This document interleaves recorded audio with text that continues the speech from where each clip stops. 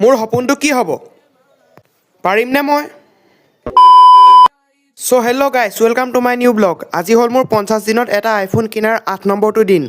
ৰাতিপুৱাই সপোনটোৰ কথা চিন্তা কৰি অকণমান ঘৰৰ পৰা ওলাই আহিলোঁ ৰাতিপুৱাই ঘৰৰ পৰা ওলাই অহা মজাই বেলেগ আৰু ইফালে বাগান কি সুন্দৰ পৰিৱেশ